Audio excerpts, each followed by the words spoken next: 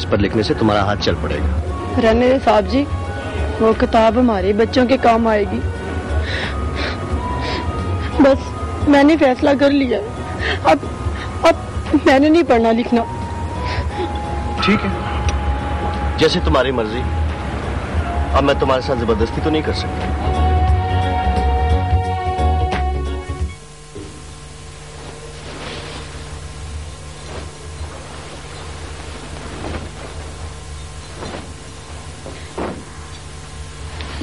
लो बाबा, गिन लो।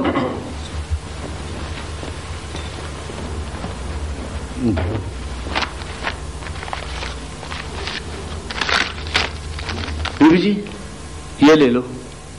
फिर देख कहना जेबों में कुछ रह गया था। ये क्या है?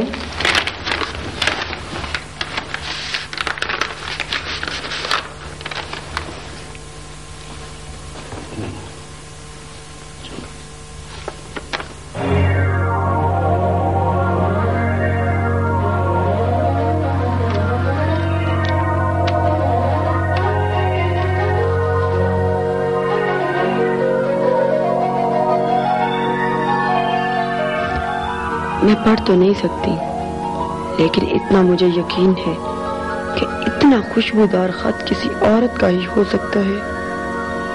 इसका मतलब है साहब जी मुझसे मायूस हो गए होंगे, मुझे धोखा दे रहे हैं। अगर ऐसी बात थी तो उन्होंने मुझसे शादी क्यों की थी? इसका मतलब है वो दफ्तर में मेरे अनपढ़ होने का जरूर मजाक उड़ाते होंगे। मगर मैं क्या करूं? मुझे तो पढ़ना लिखना ही नहीं आता।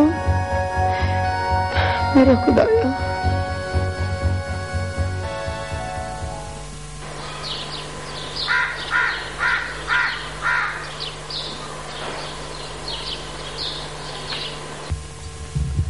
रेशम, रा मेरी बेटी, रमकनी, तो खुश तो है ना? बाबा, मैं तुझे क्या नाराज लगती हूँ? अरे वो तो ठीक है, मैं ही घबरा गया था ना। और जब से तुम लोगों के साथ दिए हुए है, तुम लोगों ने कोई पतानामा ही नहीं दिया। बाबा, पतानामा कहाँ देते? गांव में कोई टेलीफोन तो है नहीं। पढ़ी लिखी होती तो खत पत्र ही डाल देती। अरे तो साहब से कह देती ना, वो लिख देता। बाबा, शहर में सब अपना अपना लिखते पढ़ते हैं। ये कोई गांव तो है नहीं जहां मुंशी चाचा आके खत लिख दे। रब पता नहीं क्या बोलने जा रहे यार, हमारी समझ में तो कुछ नहीं आ गए। बाबा, एक बात तो बता। पूछ। तूने मुझे पढ़ना लिखना क्यों नहीं सिखाया?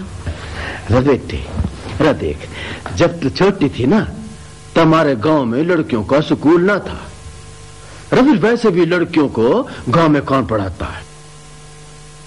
बाबा, अगर तूने मुझे पढ़ाया लिखाया होता ना, तो आज मैं इतनी परेशान ना होती। रवो, अब्बास तो बोले था कि साहब तुझे खुश रखेगा। बाबा, साहब ने मुझे बहुत खुश रखा है। अच्छा। पर जब से मैं शहर आई हूँ, मुझे ऐसा लगता है जैसे मैं अंधी हो गई हूँ, कोड़ी हो गई हूँ। मैं कुछ लिखा हुआ पढ़ नहीं सकती, अपने हाथ से कुछ नहीं लिख सकती। ना बेटा। सलाम अलैकुम। अरे सलाम साहब। बैठे बैठे। आप कब आए चाचा? मैं वो अभी आया बेटा। अच्छा कि आप आ गए। रेशम भी आपको बहुत याद कर रही थी। चाय लेना आप? शुक्रिया बेटा, शुक्रिया।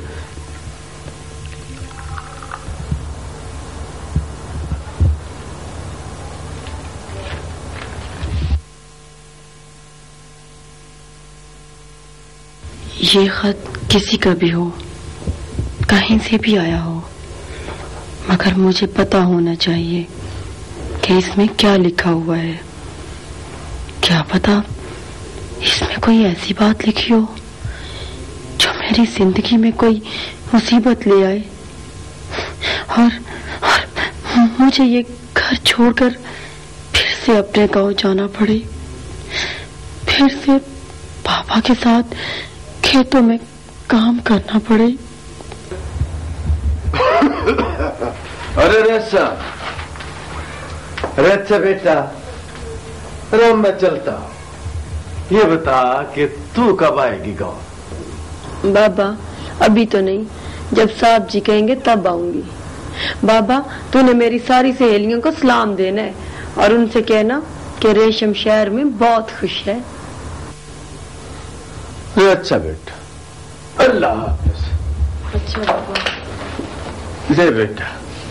बाबा रहने दो। ले बेटा, अल्लाह हाफिज।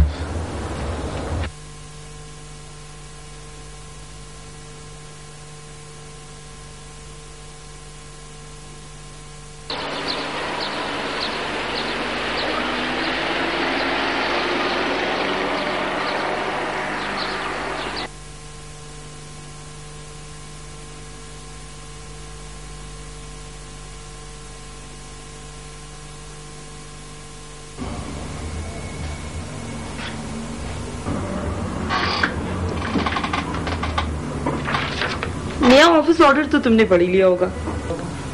मैं इस ऑफिस ऑर्डर को पढ़ने से पहले ही तुम्हारी नीयत जान चुका था। Have a seat.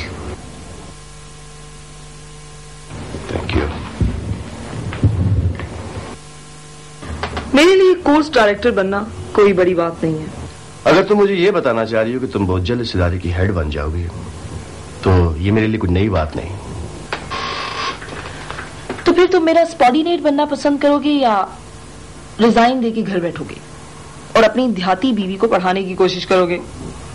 बेअलिफ बा बा जो कि कभी नहीं पढ़ सकती, like a white bird. Anila please please Anila, एक तरफ तो तुम ऐसे इदारे का हेड बनने का ख्वाब देख रही हो जिसका मिशन मुल्क के कोने कोने से नाखानगी खत्म करना है, और दूसरी तरफ अगर तुम ये समझ रहे हो कि मैं इस इदारे के मिशन के खिलाफ हूं तो ये तुम्हारी गलत फहमी है। तो फिर तुम ये क्यों कहती हो कि मेरी बीवी नहीं पढ़ सकती? वो तो मैं अब भी कहती हूँ, सारी दुनिया पढ़ जाएगी लेकिन तुम्हारी बीवी कभी नहीं पढ़ सकती। ऐसा तुम इसलिए कहती हो कि तुम उससे जेलस हो।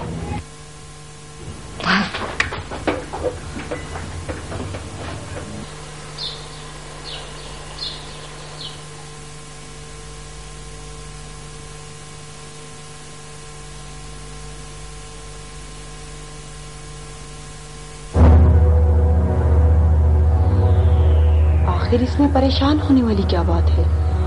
तुम ये खत किसी और से भी तो पढ़वा सकती हो। तुम्हारे गांव में कितनी ही ऐसी औरतें हैं जो अपने खत किसी और से पढ़वाती हैं। नहीं रेशम, नहीं।